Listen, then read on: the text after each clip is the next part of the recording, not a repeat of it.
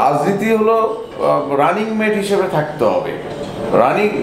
যারা আমাদের সঙ্গে রানিং মেট হিসেবে থাকবে তারাই রাজনীতিতে টিকে থাকবে, আর যারা এখান থেকে পিছিয়ে যাবে তারা তো অটোমেটিকলি কমিটি থেকে পিছিয়ে যাবে, সকল সম্মান মান মর্যাদা থেকেও পিছিয়ে যাবে। আর এদের নিয়ে আমি কিভাবে রান করব? আমি তো দৌড়াচ্ছি 100 মাইল গতিতে, আর এরা দৌড়াচ্ছে না, এরা থেমে আছে। তো এরা তো এমনিতেই থেমে গেছে।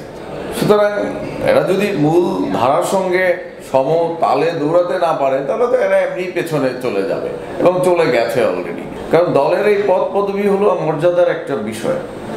আজকে দলের পদ পদবি আছে বলেই আমাদের নেতাকর্মীরা পরিচয় দিচ্ছে আমি এই দলের অমুক।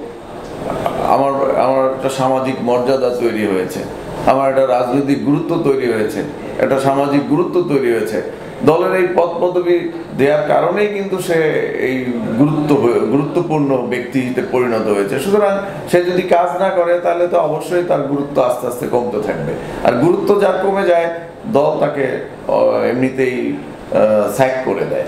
কাজে এটা দলের চলমান প্রক্রিয়া।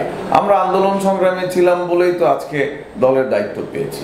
আমি যদি আন্দোলন সংগ্রামের দায়িত্ব পালন না করতাম, কাজ না করতাম, তাহলে কি আমাকে দল বাছাই করে এই নারায়ণগঞ্জের মধ্যে একটা গুরুত্বপূর্ণ জায়গায় আমাকে দায়িত্ব দিত? অবশ্যই দিত না। কাজেই দল হলো কাজের মূল্য দেয়।